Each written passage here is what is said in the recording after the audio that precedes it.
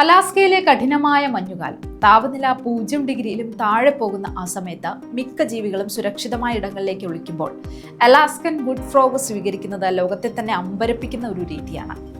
ശരീരം കട്ടപിടിക്കുന്ന മഞ്ഞായി മാറിയിട്ടും മരിക്കാത്ത ഒരേ ഒരു കൗതുക ജീവി കൂടിയാണ് ഇത്.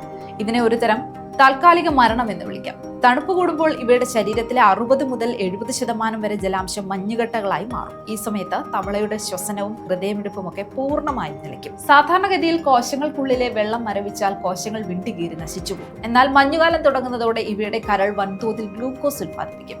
ഈ പഞ്ചസാര ലായനി കോശങ്ങൾക്കുള്ളിലെ വെള്ളം മരവിക്കുന്നത് തടയും. ഇതൊരു സ്വാഭാവിക ആന്റി ഫ്രീസ് പോലെയാണ് പ്രവർത്തിക്കുന്നത്.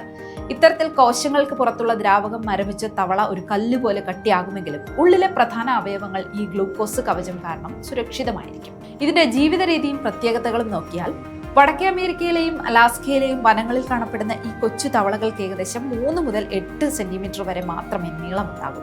കണ്ണുകൾക്ക് ചുറ്റുമുള്ള കറുത്ത പാടുകൾ ഇവയ്ക്ക് ഒരു മാസ്ക് ധരിച്ച രൂപം നൽകുന്നു. പ്രാണികൾ, ചിലന്തികൾ, വിരകൾ എന്നിവയെ ഭക്ഷണമാക്കുന്ന ഇവയ്ക്ക് ഏകദേശം 3 മുതൽ 5 വർഷം വരെയാണ് ആയുസ്സുള്ളത്. -18 ഡിഗ്രി സെൽഷ്യസ് വരെ താഴ്ന്ന താപനിലയിൽ മാസങ്ങളോളം അതിജീവിക്കാനും ഇവയ്ക്ക് പ്രത്യേക കഴിവുണ്ട്. വസന്തകാലത്തെ ഉയർത്തെഴുന്നേൽപ്പ് നോക്കാം. മഞ്ഞുകാലം കഴിഞ്ഞ് ചൂട് കൂടുമ്പോൾ അത്ഭുതകരമായ മറ്റൊരു കാര്യം സംഭവിക്കും.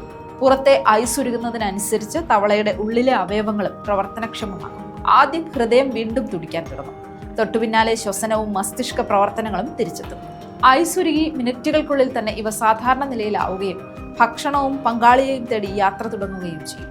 പ്രകൃതിയിലെ ഏറ്റവും മികച്ച സമ്മർദ്ദ അതിജീവനത്തിന് ഉത്തമ ഉദാഹരണമാണ് ഈ കൊച്ചു തവള.